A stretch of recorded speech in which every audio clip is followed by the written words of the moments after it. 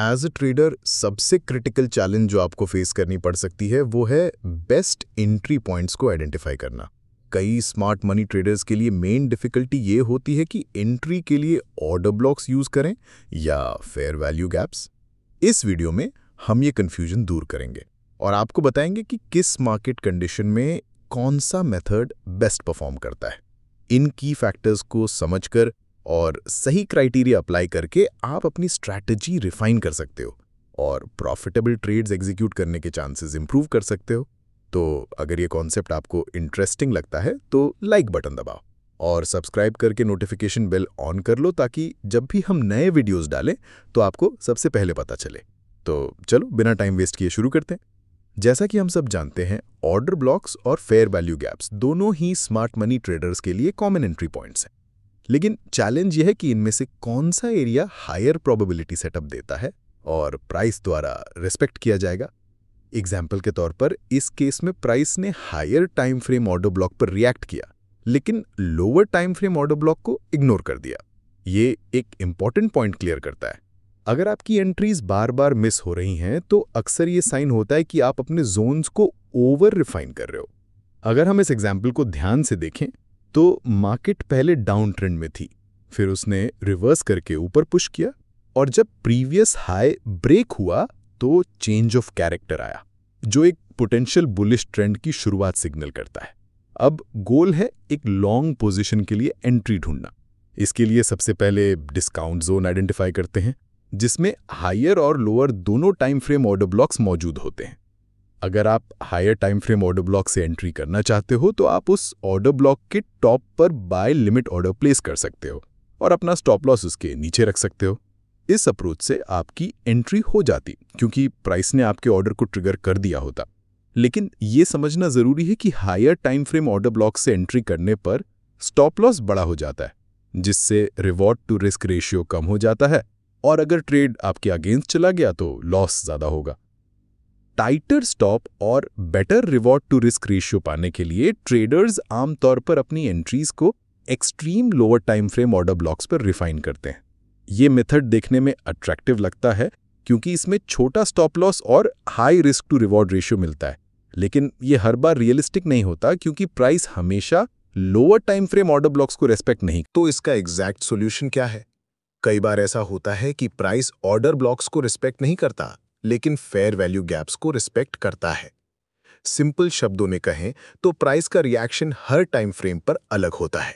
Higher time frames जैसे 1 our या 4 our पर प्राइस ऑर्डर ब्लॉक्स को ज्यादा रिस्पेक्ट करता है फेयर वैल्यू गैप्स के मुकाबले, लेकिन लोअर टाइम फ्रेम्स पर प्राइस फेयर वैल्यू गैप्स को ज्यादा रिस्पेक्ट करता है एक्सट्रीम ऑर्डर ब्लॉक्स से। मान लो कि प्राइस ने लोअर टाइम फ्रेम जैसे 15 मिनट या 5 मिनट चार्ट पर ऐसा स्ट्रक्चर बनाया। इन सिचुएशंस में प्राइस अक्सर ज्यादा रिस्पॉन्सिव होता है उन फेयर वैल्यू गैप्स के लिए जो ऑर्डर ब्लॉक्स के ऊपर या नीचे बनते हैं ट्रेंड के हिसाब से। अक्सर प्राइस गैप से ही रिवर्स कर जाता है ऑर्डर ब्लॉक तक पहुंचने से पहले।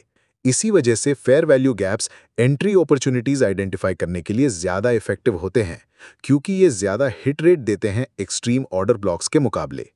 बुलिश सेटअप में बेस्ट प्रैक्टिस ये है कि buy limit order fair value gap के टॉप पर लगाओ और stop loss extreme order block के नीचे रखो। ये मेथड अक्सर वाइडर स्टॉप लॉस देता है जिससे रिस्क टू रिवॉर्ड रेशियो कम हो जाता है। हाँ, स्टॉप लॉस को टाइट करने के लिए आप उसे फेयर वैल्यू गैप के ठीक नीचे भी रख सकते हो, लेकिन इसमें रिस्क ज्यादा है क्योंकि नीचे का एक्सट्रीम ऑर्डर ब्लॉक अभी भी प्राइस को अट्रैक्ट कर सकता है और आपका स्टॉप लॉस हिट हो जाएगा।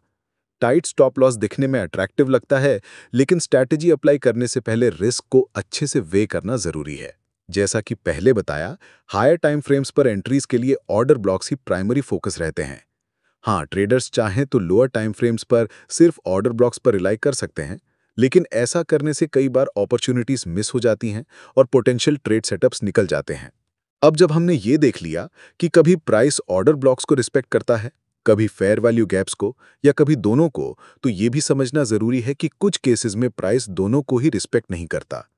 सोचो ऐसी सिचुएशन जहां आपने एक परफेक्ट सेटअप आइडेंटिफाई किया, आपकी सारी स्ट्रैटेजी कंडीशंस मैच कर रही हैं और आपने ऑर्डर ब्लॉक या फेयर वैल्यू गैप पर पेंडिंग ऑर्डर लगाया, लेकिन सारी चीजें अलाइन होने के बावजूद प्राइस आपके एक्सपेक्टेड डायरेक्शन में चला जाता है बिना आपकी एंट्री तक आए।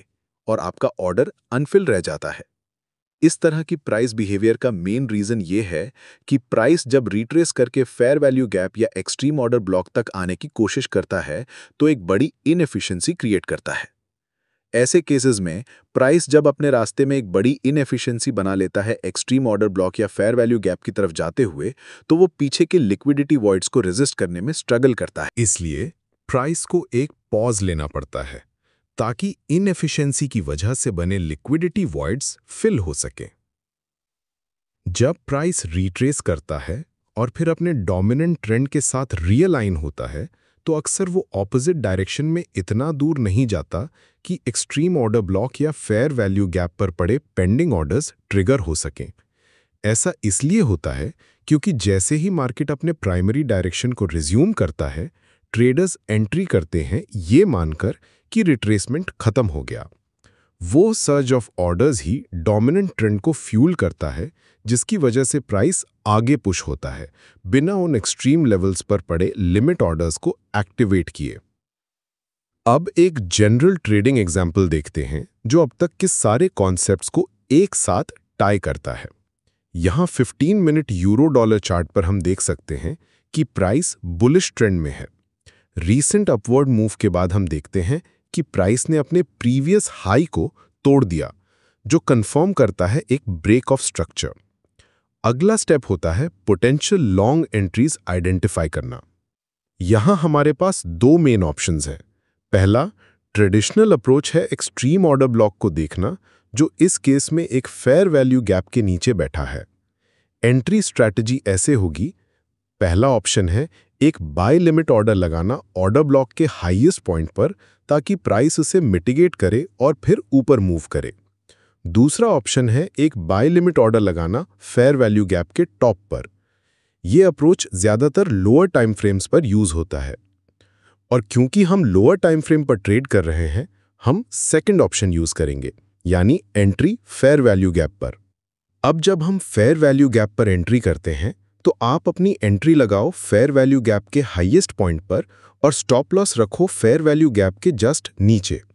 ये मेथड इफेक्टिव हो सकता है, लेकिन ध्यान रहे कि स्टॉप लॉस बहुत टाइट होगा, और क्योंकि एक अनमिटिगेटेड ऑर्डर ब्लॉक एक्सट्रीम पर अभी भी बैठा है, हमेशा चांस है कि प्राइस नीचे डिप करे उसे फिल करने के लिए। अगर ऐसा हुआ तो tight stop loss easily trigger हो जाएगा।